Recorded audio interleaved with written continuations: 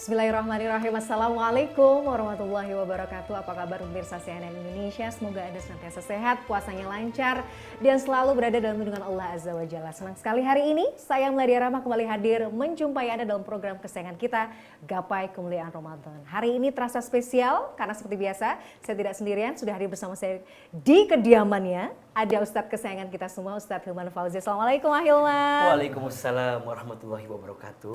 Dan satu lagi tamu spesial saya, teman saya juga, host terkenal CNN Indonesia. Wah, ada Mas Iman Nugroho. Assalamualaikum Mas Iman.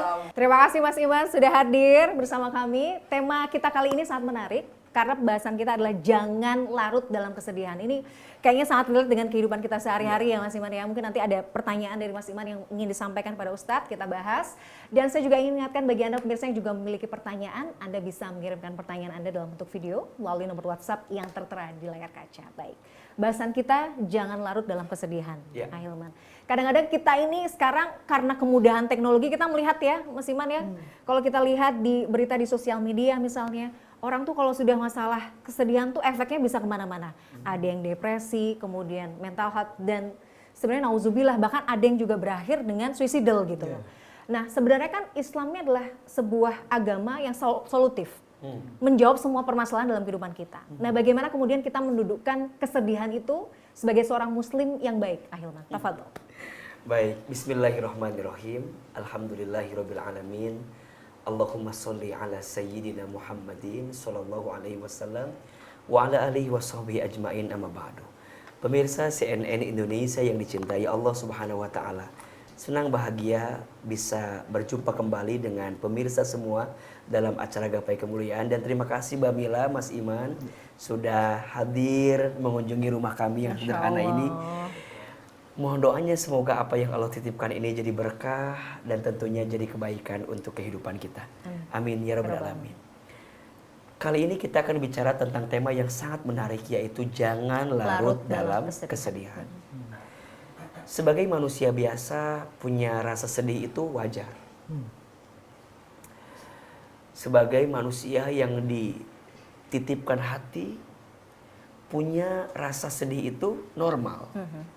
Yang tidak wajar adalah berlebihan dalam kesedihan. Yang tidak boleh adalah larut dalam kesedihan. Bicara tentang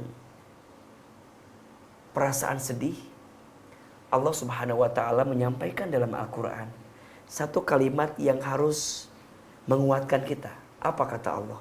La tahzan, innallaha ma'ana. Jangan sedih, sesungguhnya Allah bersama kita. Dalam ayat yang lain, surat Ali Imran 139, Allah Subhanahu wa taala berfirman, wala tahinu wala tahzanu wa antumul a'launa in kuntum mu'minin.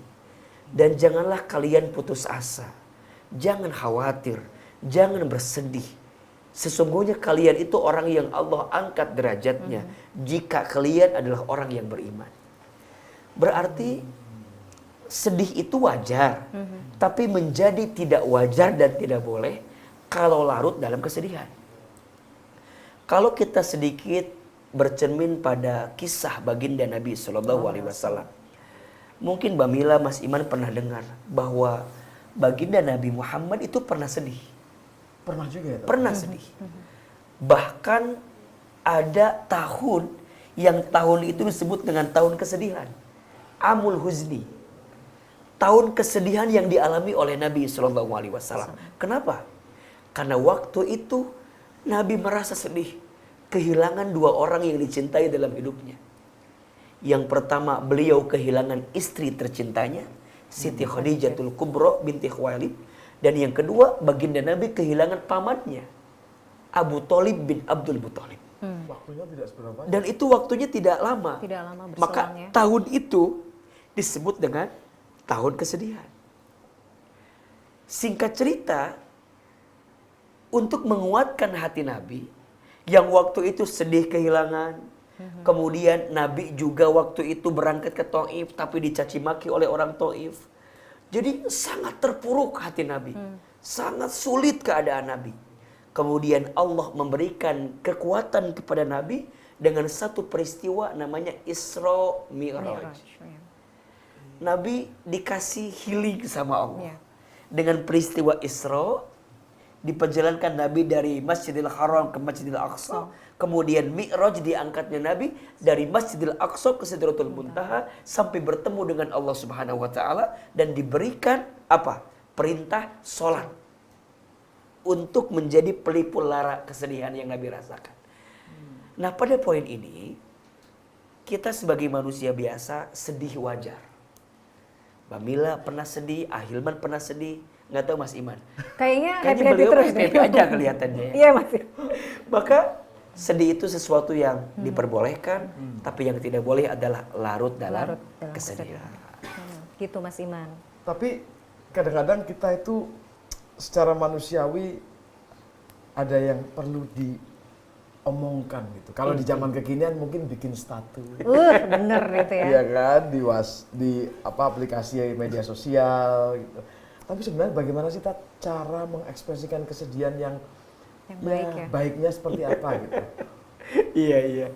Iya, ini menarik ya, bahwa kadang bagi sebagian orang ada ekspresi-ekspresi kesedihan yang bisa setidaknya mengobati kesedihannya. Contoh, ada orang yang mungkin ketika bersedih menangis. Ya. Boleh? Boleh. Ada yang bilang, tapi kan kita nggak boleh nangis. Kata siapa? Nangis tuh boleh. Boleh ya. Innallaha la yu'adzibu bidammil ain wa bihuznil qalbi. Sesungguhnya Allah tidak mengazab seseorang karena tangisan air matanya. Dan Allah juga tidak mengazab seseorang karena kesedihan dalam hatinya. Walakin Allah, akan tetapi Allah itu mengazab seseorang, merahmati seseorang karena lisannya. Karena lisannya. Jadi yang nggak boleh itu mengumpat takdir Allah, Mas Iman. Jadi yang nggak boleh, kenapa sih begini? Jadi kan akhirnya kan banyak orang yang menghina takdir, sampai kemudian mohon maaf, mencelakai diri sendiri. Nah itu yang tidak boleh. Tapi kalau kemudian dia sedih dan menangis, hal yang wajar. Walaupun juga nangisnya jangan berlebihan. Tetap pada porsi gitu ya, yang disesuaikan. Satu, ada orang yang ekspresi sedih dengan menangis. Ada yang kedua, orang mengekspresikan kesedihan itu dengan bercerita. Ya. Curhat, menyampaikan kepada orang yang menurut dia bisa mendengar keluh kesah dia. Boleh, tapi dengan syarat. Fas'alu ahli dzikri in kuntum la ta'lamun. Berceritalah, bertanyalah kepada orang yang ahli zikir, ahli ilmu. Jika engkau tidak mengetahui. Jadi jangan sembarang curhat. Jangan sembarang bercerita. Walaupun laki-laki tidak bercerita katanya. Iya. Menangis di pojokan. Jadi bercerita itu menjadi ekspresi untuk melampiaskan kesedihan. Nah termasuk tadi Mas Iman nanya, update status. Menurut saya sesuatu yang tidak harus dihadirkan, mengekspresikan sedih dengan update status. Kalau kata Imam Ali bin Abi Thalib, jangan terlalu menceritakan tentang dirimu kepada orang lain. Yang mencintaimu tidak butuh itu, dan yang membencimu tidak percaya dengan itu. Jadi maksudnya gimana? Kita harus memilih ekspresi mana yang bisa membawa kebaikan dari kesedihan kita. Yang paling menarik Mbak Mila, kenapa kalau menangis ya, laki-laki itu kalau nangis yang dipegang matanya. Tapi kalau perempuan nangis yang dipegang mulutnya. Coba deh perhatikan. Sebenarnya saya tidak pernah memperhatikan itu. Memperhatikan. Wah gimana? Nggak pernah lihat istri nangis Mas ya? Tapi ya gitu lah ya. Gitu. Coba menarik ya. Kalau laki-laki nangis kan pegang ini nih, mata.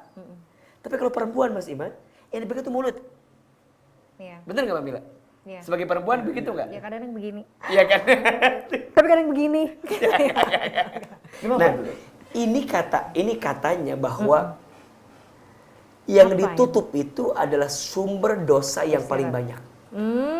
Betul. Betul.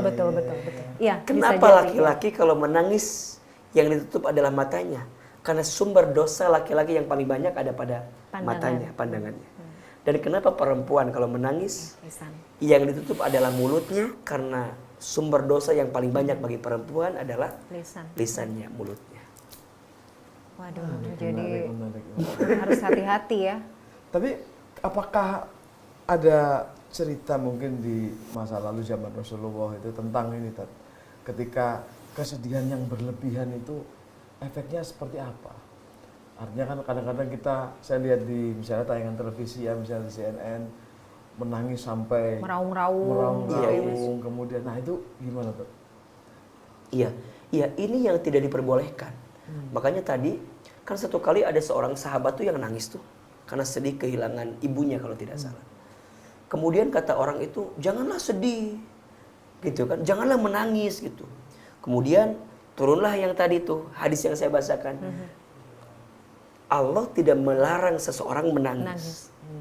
Tapi yang Allah larang adalah orang mengumpat dengan lisannya atas takdir yang diterimanya.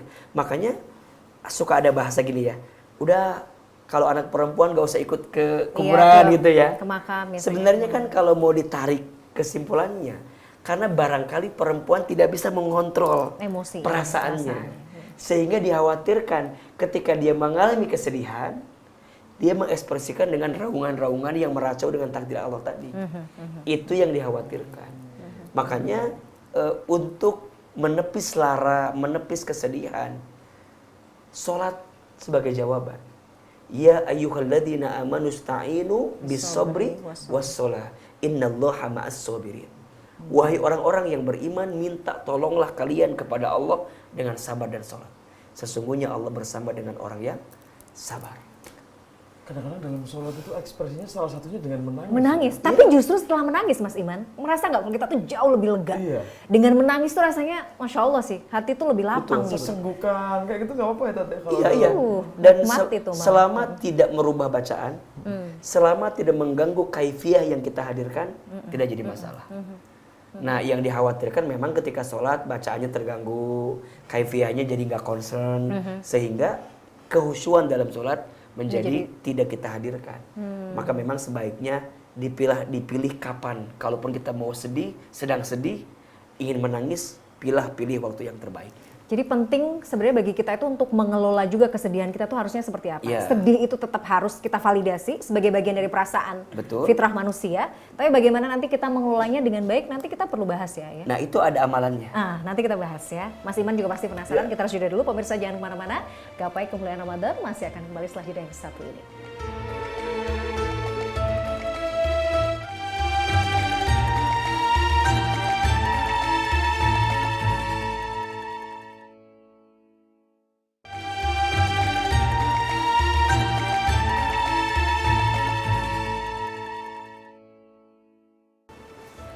Ya pemirsa, terima kasih Anda masih menyaksikan Gapai Kemuliaan Ramadan. Kita masih bahas tema kita, jangan larut dalam kesedihan. Tadi Ahilman menyampaikan, tadi kita spill ya di segmen sebelumnya bahwa ada amalan-amalan sebenarnya yang perlu kita lakukan untuk bisa mengelola kesedihan yang kita alami. Apa aja Ahilman? Iya, kalau kita bicara tentang sikap terbaik saat kita sedih, maka jawabannya adalah back to Allah. Back to Allah. Kembali kepada Allah. Yang menguasai hati, yang menggenggam hati adalah Allah.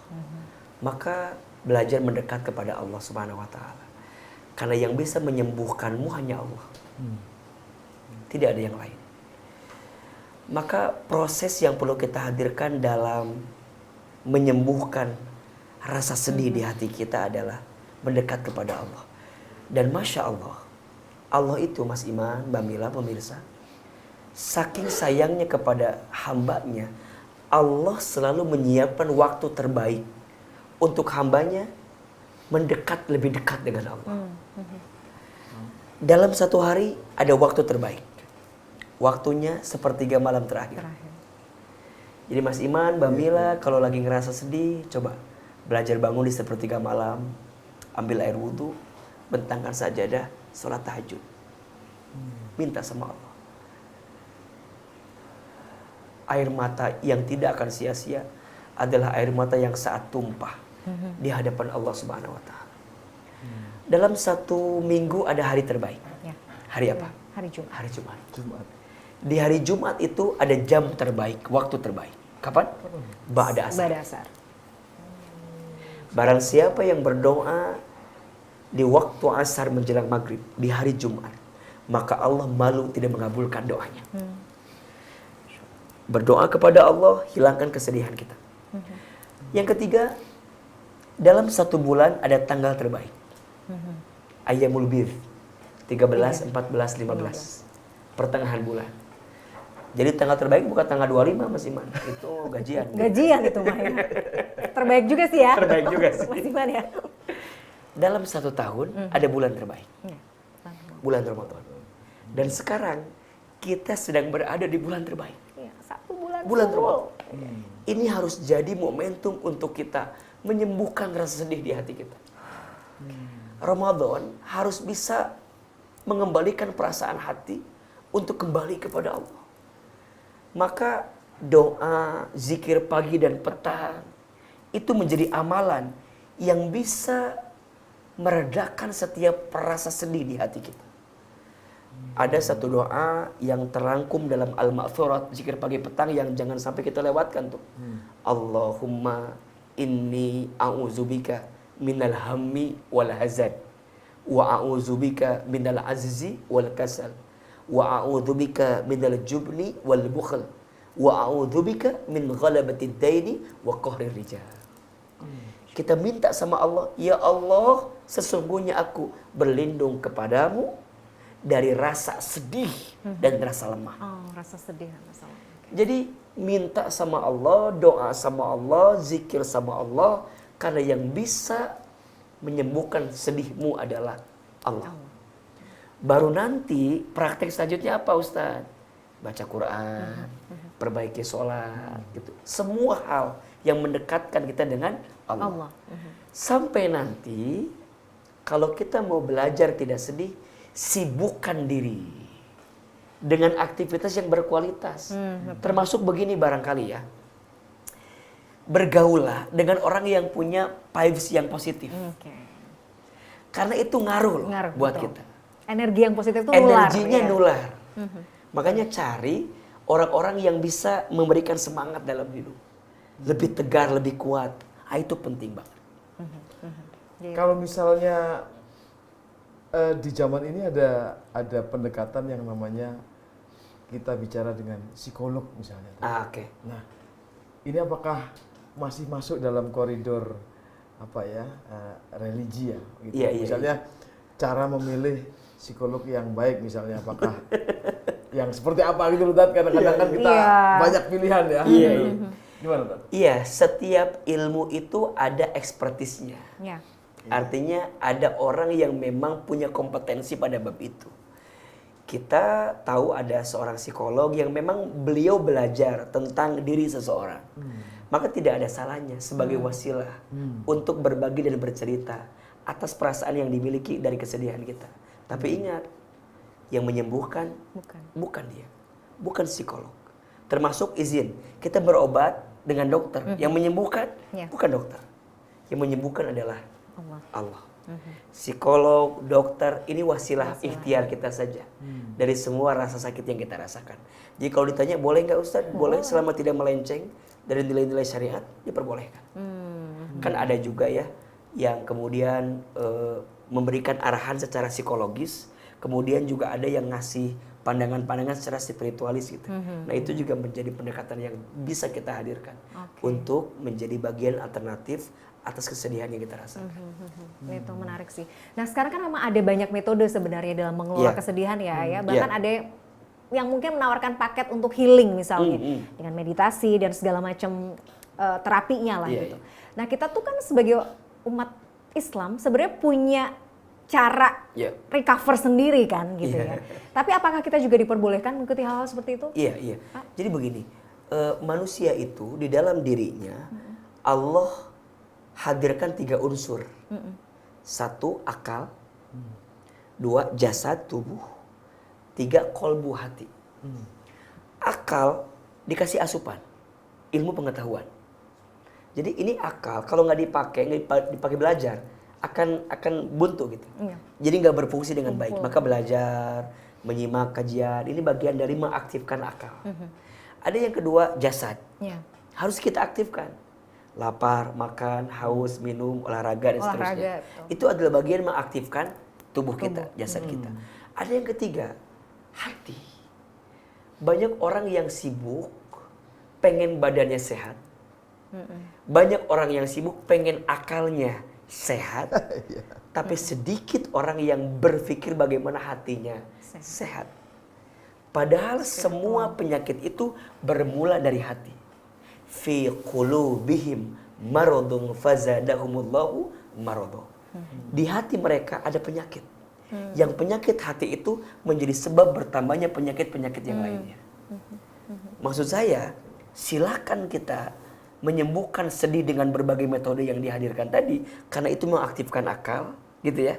Mungkin dengan healing, meditasi, gitu ya. mungkin sekarang ada yoga gitu ya. Betul. Dan apapun itu jadi wasilah. Tapi ingat, ada unsur dalam diri manusia itu namanya hati. Bagaimana cara hati ini agar bisa diaktifkan kembali? Yang punya hati siapa? Allah. Alladzina amanu wa tatma'innu qulubuhum bidzikrillah. Ala bidzikrillahi tatma'innul qulub. Orang-orang yang beriman itu dan hati mereka tenang dengan berzikir kepada Allah. Ingatlah, hanya dengan berzikir kepada Allah hati menjadi tenang. Berarti hati ini bisa aktif dengan zikir. Makanya kalau kita nyebut la ilaha illallah. Jadi kesini nih. Jadi loh ya di sini. Allahnya kita hadirkan gitu ya. Allah. Agar dalam detak jantung hati ini ada Allah. Pertanyaannya, Mas Iman, Mbak Mila, kalau lagi sedih, yang diingat Allahnya atau masalahnya? Ayo jujur, kadang-kadang lebih banyak masalahnya kalau saya. Iya, betul. Masalahnya karena kita fokus untuk menyelesaikan. Betul. Gimana itu? Kalau kita lagi sakit hati, yang dipikirin Allahnya atau orang yang nyakitin hati kita? Ya orangnya ya Mas Iman ya. Ini yang menjadi sebab utama. Kenapa kita begitu susah sembuh dari kesedihan? Karena yang diingat bukan Allahnya, tapi yang diingat rasa sedih yang ada di hati kita. Ujungnya ruang di hati diisi dengan kekesalan, kebencian, kedengkian. Harusnya yang diingat Allah. Gimana caranya Ahilman? Allah tidak mungkin meletakkan rasa sedih di hatimu kecuali Allah juga yang mengizinkannya.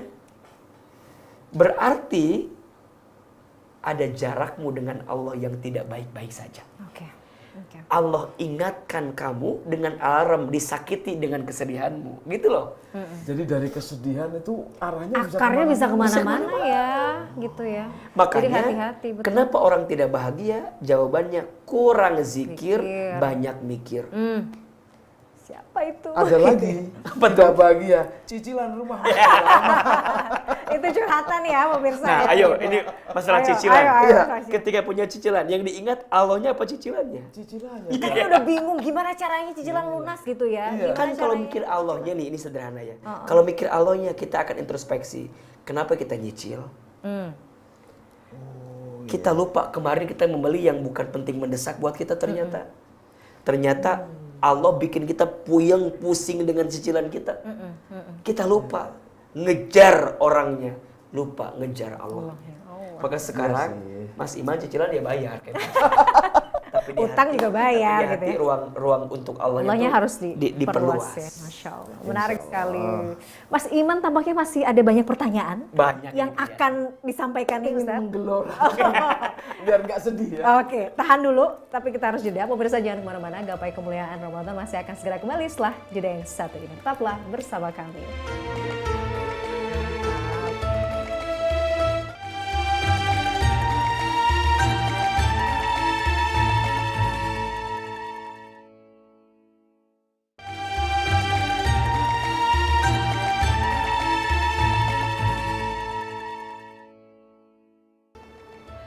Ya pemirsa, terima kasih Anda masih menyaksikan Gapai Kemuliaan Ramadan. Kali ini temanya sangat menarik, jangan larut dengan kesedihan, sangat relate dengan kehidupan kita sehari-hari.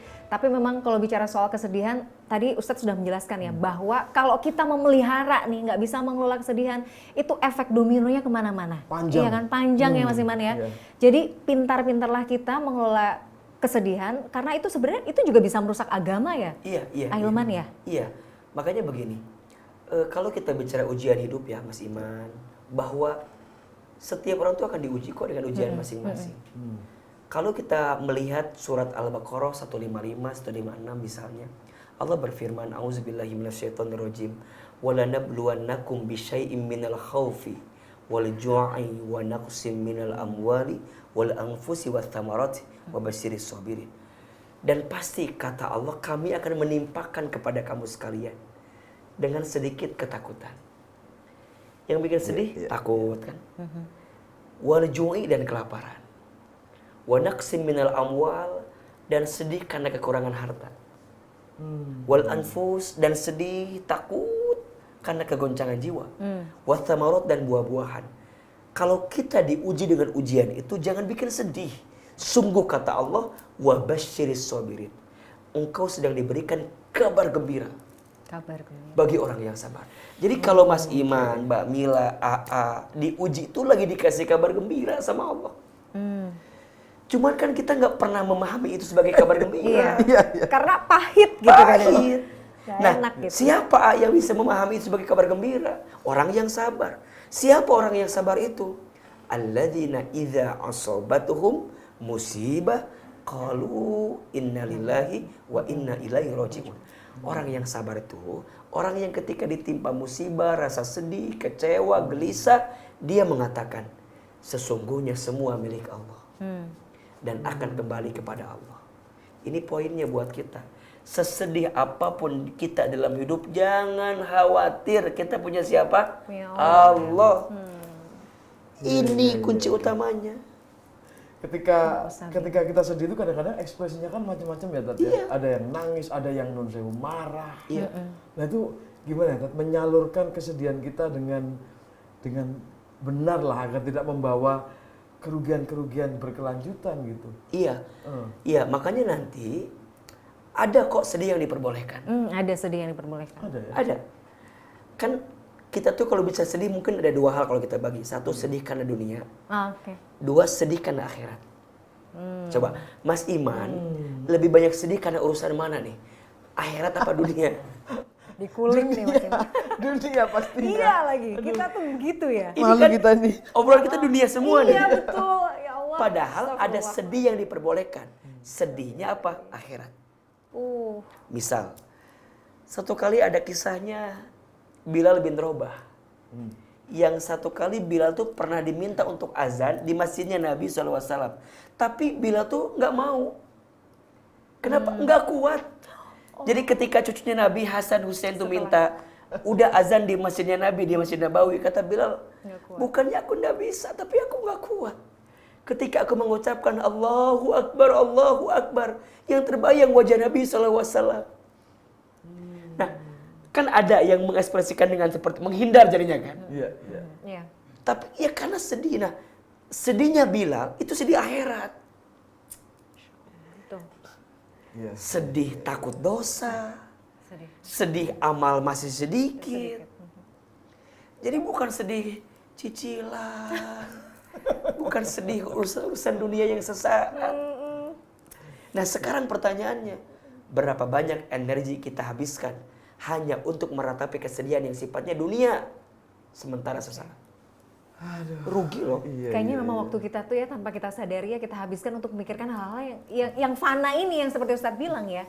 Tapi karena itu ada di depan mata yang harus kita selesaikan ya Mas Iman ya, kadang-kadang ya gitu. Kalau sejujurnya ketika kita memiliki kesedihan itu memang mayoritas tentang dunia ya. Iya. Nah, bagaimana cara belajar agar ini semua bisa sedikit demi sedikit kita lupakan gitu. Kita bisa lebih tenang, lebih santai lah menghadapi kesedihan yang sifatnya dunia. Ini gitu. penting nih. Ada 5 ciri kehidupan dunia. 5 ciri kehidupan dunia. Yang harus Mas Iman, Mbak Mila, pemirsa, AA pahami nih. Biar kita tuh jadi biasa aja memahami dunia. Oke. Jadi chill gitu ya, kayak tenang gitu ya kata anak sekarang ya. Jadi dunia itu yang pertama waktunya singkat, padat, cepat, sesaat. Singkat, padat. Singkat, padat, cepat, sesaat. Makanya kenapa namanya dunia? Dunia itu diambil dari fi'il madhi, dana, sementara. Jadi yang sifatnya dana itu sementara. Iya. Soalnya cepat hilangnya gitu ya. Singkat, padat, cepat, sesaat. Apalagi kalau udah transferan ya Mas Iman ya. Iya. Cepet banget lewatnya ya Mas Iman. Mampir doang. Mampir doang. Tahu-tahu udah tinggal segini gitu. Kullu nafsin Astagfirullah. dha'iqatul maut. Setiap yang bernafas berjiwa pasti akan mati. Kita yang sedang hidup di dunia akan ketemu fase namanya kematian. Maka kalau Mas Iman, Mbak Mila mau lebih tegar dalam hidup dunia, coba bilang, cuma dunia. Gitu. Cuma dunia. Coba 1, 2, 3. Cuma dunia. Ya, gitu tuh. Udah mulai biasa ini. Mudah-mudahan langsung gitu ya. Padahal dari ketika rumah sedih Ahilman. datang itu aduh. Cenut-cenut jadi juga ya. kaya nggak bikin sombong. Kita susah nggak bikin putus asa. Cuma Dunia. terkenal nggak bikin kita merasa paling terkenal. Diasingkan nggak merasa kita nggak punya apa-apa. Cuma dunia. Di depan gitu, tapi di belakang langsung gitu. Karena coba yang kekal sekarang ada nggak? Iya. Yang di dunia kekal ada nggak? Nggak ada kan? Nggak ada. Apa yang sekarang kita hiraukan, khawatirkan termasuk masalah. Ketahuilah pemirsa, masalah yang kita rasa berat saat ini, percayalah, pada akhirnya akan selesai. Ya. Sebagaimana Allah menyelesaikan masalah kita yang sebelumnya. Masalah itu mayoritas laki-laki. Oke. Mas. Benar. Capek deh. Ini jokes bapak-bapak tapi Ya, tapi itu benar. Tapi itu benar ya. Jadi saya mau meyakinkan bahwa seberat apapun masalah kita sekarang, pada akhirnya akan selesai. Sebagaimana Allah selesaikan masalah kita yang sebelumnya. Iya. Coba Mas Iman sebelum ini ada masalah nggak? Aduh. Banyak. Kayaknya hidupnya penuh masalah. Selesai kan? Selesai kan? Atau saya lupakan karena Iya. karena muncul ini masalah gimana baru nih? itu. Nah, sebenarnya masalah itu harus diselesaikan atau dilupakan? Betul. betul. Maka nanti yang kedua, sifat dunia itu panggung sandiwara. Permainan dan senda gurau belaka. Langsung. Iya itu ada. Ya kan? Ya. Wa mal hayatud dunya illa la'ibun wa lahwun. Adapun hidup dunia ini hanyalah permainan, senda gurau. Itu aja. Sekarang pertanyaannya, kita mau dipermainkan oleh dunia yang sementara atau kita yang mau bermain dengan dunia yang sementara? Kalau Mas Iman merasa bahwa berat ini masalahnya, berarti kita dipermainkan dengan dunia. Tapi kalau kita Logikanya dibalik ya. dibalik, Iya. Wah, itu sih. kayak tadi, dilupakan atau diselesaikan. diselesaikan. Menurut saya bukan diselesaikan, tapi dinikmati, dijalani. Nanti selesai sendiri gitu ya. Pada akhirnya mungkin kita menyimpulkan bahwa nggak selesai sih masalahnya A. Tapi kok kayaknya oke lah gitu. Tapi bisa lebih tenang menghadapinya gitu. Bisa. Oke. Jadi orang itu berat karena dia menggenggam kekhawatiran berlebihan di hatinya. Karena biasanya sesuatu yang terlalu berlebihan kita khawatirkan akan jadi kenyataan yang kita sedihkan. Iya. Jangan menggenggam sesuatu seperti engkau menggenggam pasir. Akan ya. Engkau bukan mendapatkannya, malah engkau semakin kehilangan pasir itu. Nah sama dalam hidup kita itu kan, ya Allah gimana ini gimana? Kayaknya coba pelan-pelan buka. Masalah, rasa sedih coba dibuka aja. Kalaupun dia datang ke kita cuma nempel doang gitu. Iya. Nggak usah kita simpan di hati kita jadi sesuatu yang berat gitu. Lepas. Nanti yang ketiga kita pahami, dunia itu tempatnya ujian. Artinya tidak ada satupun manusia yang tidak diuji. Sekarang Mas Iman, Mbak Mila merasa saya lagi sedih. Sorry ya, bukan hanya Anda yang sedih. Iya. Semua orang juga diuji kok dengan ujian masing-masing. Iya. Dan ingat, semua problem, semua masalah yang kita hadapi saat ini sudah pernah ditemui oleh orang-orang kita sebelumnya. Iya. Iya. Polanya aja berulang ya. Maksudnya gitu ya. Dan sebenarnya sudah ada juga cara untuk menyelesaikan ya. Kita tinggal Coba. Mas Iman mau bicara ujian bab yang mana? Contoh. Ada orang yang diuji dengan pasangannya. Bukankah manusia pertama ujiannya pasangan? Iya. Adam dan Hawa, betul? Betul. Ada orang yang diuji dengan anaknya. Bukankah Adam dan Hawa punya anak Habil juga menguji? ujian juga. Ada yang diuji dengan istri dan anak pertamanya. Bukankah Nabi Nuh juga diuji dengan istri dan anak pertamanya? Ada yang diuji sama saudaranya. Bukankah Nabi Yusuf diuji oleh saudaranya? Ada yang diuji sama orang tuanya, ayahnya. Bukannya Nabi Ibrahim diuji dengan ayahnya? Baik. Ada yang diuji dengan pamannya. Bukankah Nabi Muhammad diuji dengan pamannya? Ada yang diuji dengan miskin, hamba sahaya. Bukankah Bilal bin Rabah diuji dengan kemiskinannya? Ada yang diuji dengan harta, pangkat, kekayaan. Bukankah Qarun Fir'aun diuji dengan harta, pangkat, kekayaannya? Terus kita ngerasa bahwa ini masalah baru, cuman saya doang. Merasa kita yang punya masalah. Enggak gitu. Hello. Quran 1/3 isinya apa? Kisah. Cerita. Sebagai bagian dari ibroh dan Agar pembelajaran kita ya. memotret bahwa seberat apapun ujian kita, Masya Allah. Quran ada cerita dan solusinya. Aduh, Masya Allah, luar biasa. Menarik ya. Semakin menarik ya pembahasan kita ya, Mas Iman ya. Semakin siap menghadapi dunia. Masya Allah. Dunia akan kuhadapi, apapun resikonya gitu ya. Masya Allah. Menarik sekali, tapi kita harus jeda dulu Mas Iman, Ahilman. Pemirsa Masya jangan kemana-mana. Allah. Gapai Kemuliaan Ramadan masih akan kembali setelah jeda yang satu ini. Tetaplah bersama kami.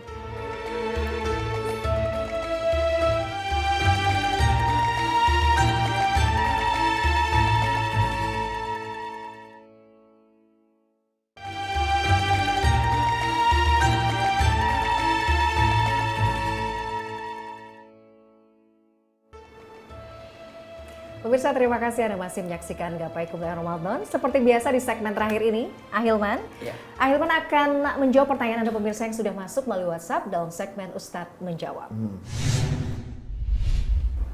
Nah, pertanyaan yang sudah masuk kali ini datang dari Mas Syafiq di Jakarta. Kita akan simak bersama pertanyaannya.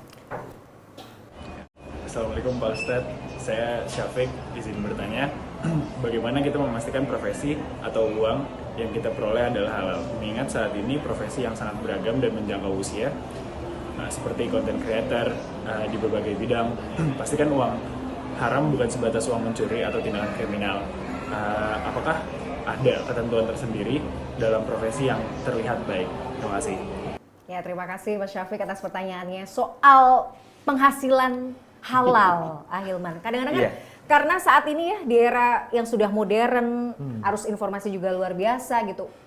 Pola pekerjaan kan juga sudah mulai berubah ya. Kalau dulu mungkin PNS atau jadi apa gitu ya, sekarang banyak sekali ada content creator dan lain sebagainya. Dan sebenarnya kan peluang untuk syubhat dalam hal penghasilan ini kan juga banyak ya gitu. Bagaimana kemudian kita harus menyikapinya? Ahilman, tafadhol. Iya, ini pertanyaan yang sangat penting dan menarik karena bab harta itu bab yang akan diminta pertanggungjawabannya paling banyak dan paling besar ketika nanti di hari kiamat. Nabi SAW bersabda, la tazulu qadama abdin yaumal qiyamah hatta yus'al. Tidak akan pernah bergeser kakinya seorang hamba ketika nanti hari kiamat sebelum dia ditanya beberapa pertanyaan. Yang pertama, an umrihi fima afnah, umurnya dihabiskan untuk apa. Yang kedua, wa an ilmihi fima fa'ala, ilmunya diamalkan untuk apa. Yang ketiga, wa an jismihi fima ablah, tubuhnya digunakan untuk apa. Nah, yang keempat, wa an malihi min aina iktasabahu wa fima anfaqahu, tentang hartanya. Yang menarik Mas Iman, Mbak Mila, pemirsa, ketika ditanya harta, pertanyaannya dua. Dari mana harta yang kamu dapatkan? Dan dibelanjakan untuk apa harta yang kamu dapatkan? Berarti memastikan sumber pendapatan kita dari mana itu penting. Kenapa?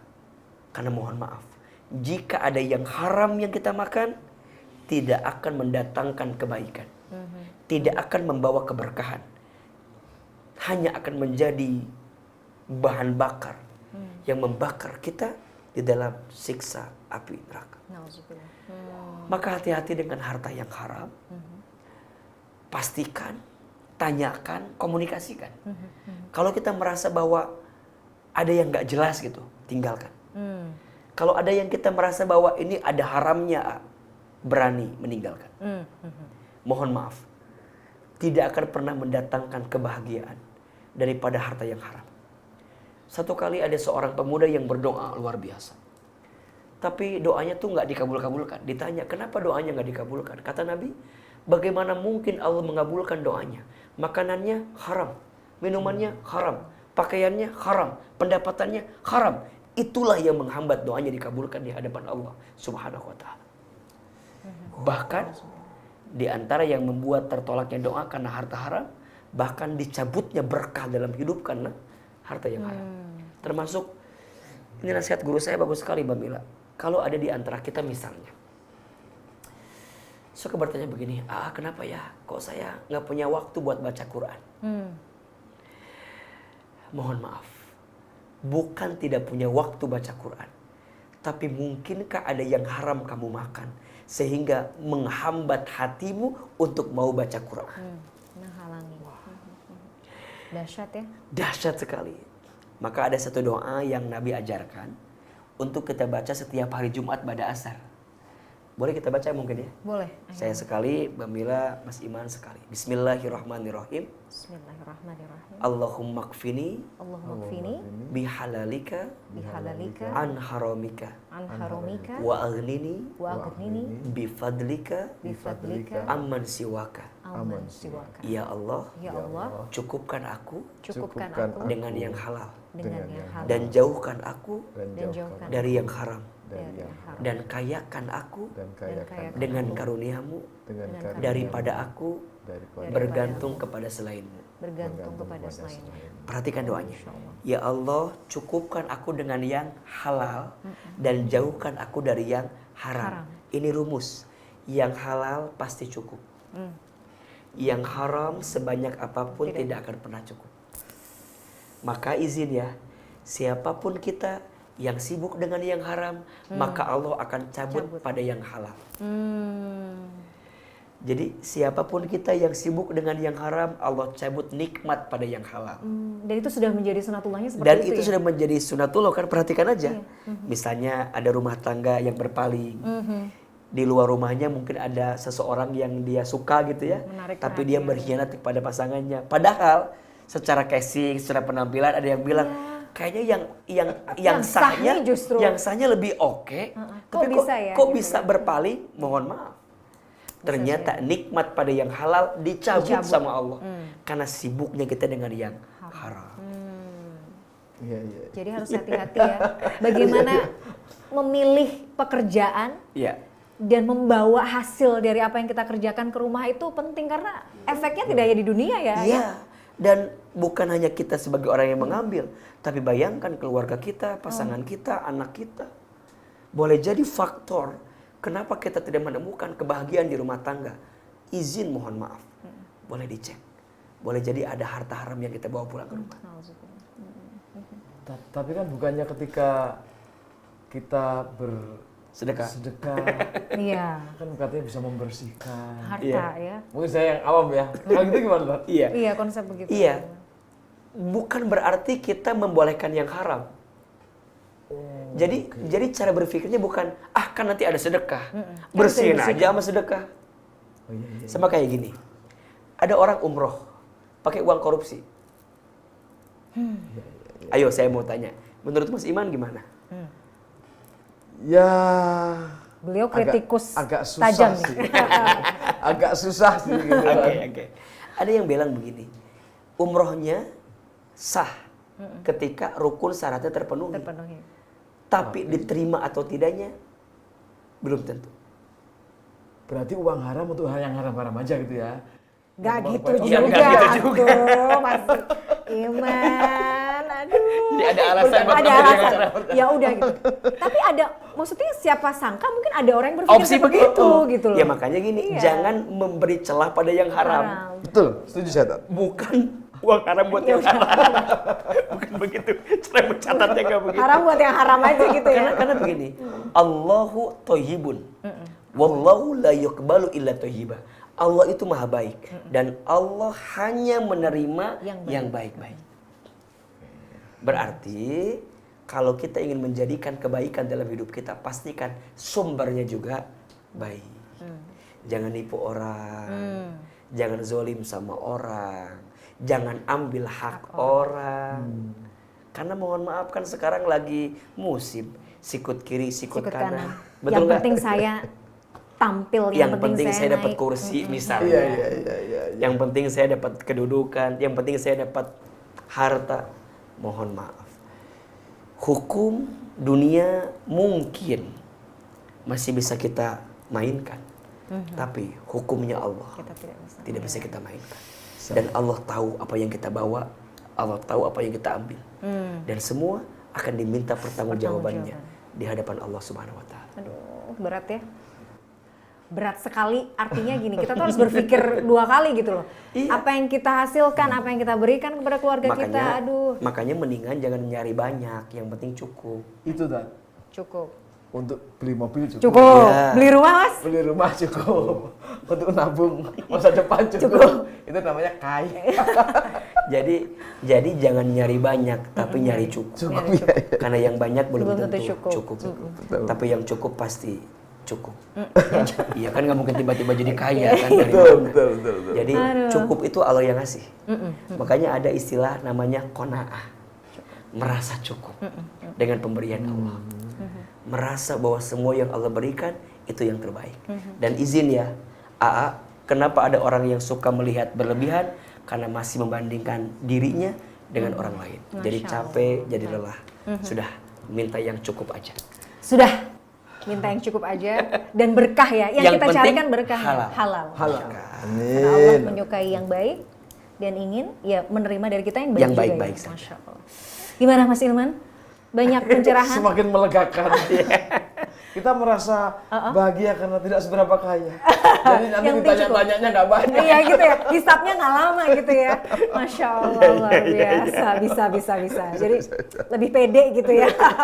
Mudah-mudahan kita juga, kan ada doa untuk mendapatkan hisap yang ringan juga ya Ilman ya. Betul. Jadi mudah-mudahan Allah Tapi mudahkan alangkah kita. bahagia kalau ada orang yang kaya, tapi Tapi- dia menggunakan kekayaannya buat dekat sama Allah. Dan kita boleh iri loh Mas Ilman. Boleh iri? Mas Ilman, Iya. dengan- Boleh iri sama orang yang- orang itu yang Iya. kaya tapi Iya. menggunakan hartanya untuk Ya, sedekah. seperti pemirsa CNN kan kaya, diberi kedudukan, tapi dipakai buat dekat sama Amin. Allah. Amin. Luar biasa. Ahilman, tidak terasa kita sudah sampai di penghujung program. Sekali lagi Ahilman terima kasih. atas Sama-sama. semuanya. Mas Iman terima kasih sudah Makasih, mampir. Ahilman. Kapan-kapan main lagi, jangan bosan. Ya. Pemirsa, tidak terasa kita sudah sampai di penghujung program Gapai Kemuliaan Iya. Ramadan kali ini. Mudah-mudahan kajian hari ini bawa berkah, bawa manfaat, dan menambah ilmu kita. Dan Allah senantiasa mudahkan kita semua dalam bersemangat menuntut ilmu agama. Amin ya rabbal alamin. Terima kasih atas perhatian Anda. Saya Meladia Rahma, Ustadz Hilman Fauzi, Mas Iman Nugroho undur diri. Insya Allah kita akan jumpa lagi pada episode yang akan datang. Sampai jumpa. Wabillahi taufiq wal hidayah. Wassalamualaikum warahmatullahi wabarakatuh. Waalaikumsalam. Makasih Mas Iman. Makasih. Sama Makasih, Mamila, Ustaz. Mas Iman, makasih.